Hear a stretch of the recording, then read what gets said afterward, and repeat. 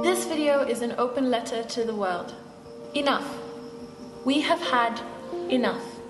We as Africans are sick and tired of being belittled and overlooked for somebody else's humanitarian agenda.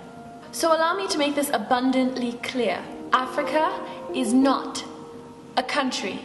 It is a continent, a big one, with 54 countries and a lot to offer. We could fit North America, China and Europe in our borders and still have space. We are one of the biggest continents on the planet, and yet conveniently overlooked. When you ask me questions about Ebola, you should know that I've never even been to West Africa.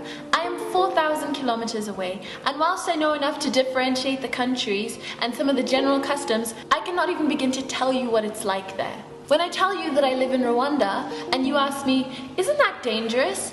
I'm genuinely appalled by you who claim to be knowledgeable and up to date with global affairs, but you don't know that the genocide ended 20 years ago.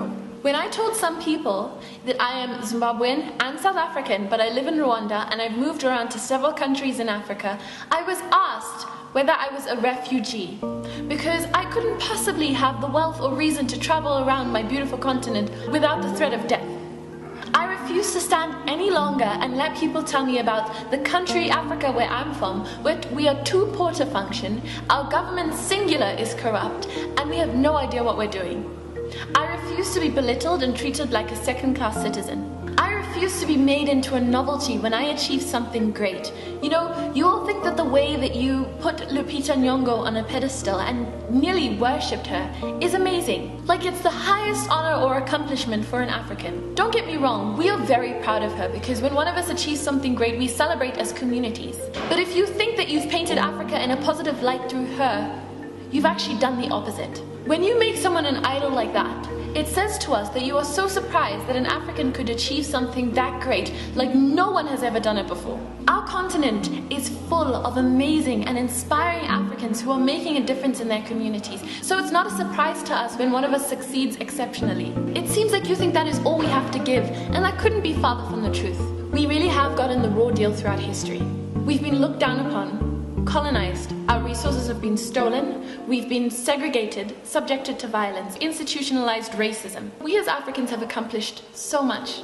Nelson Mandela, Desmond Tutu, Paul Kagame, Wole Soyinka, Wangari Maathai, Strive Masiyiwa, Chimamanda Adichie, just to name a few.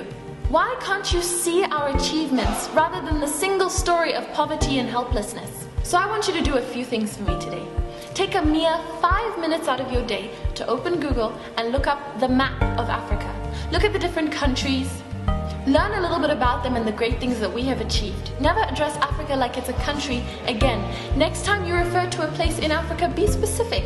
Don't ask if we speak African. Don't confuse it with Afrikaans, which is a Cape Dutch language mostly spoken in Southern Africa. Don't ask if we know each other just because we're from the same continent. Do not ever assume that we are poor or refugees. Don't ask if we live in huts.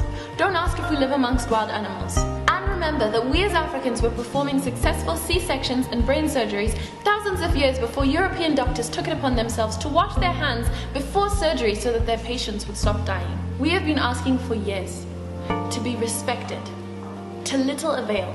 But today I put my foot down and I am calling you out. To quote Kapuscinski, "The continent is too large to describe.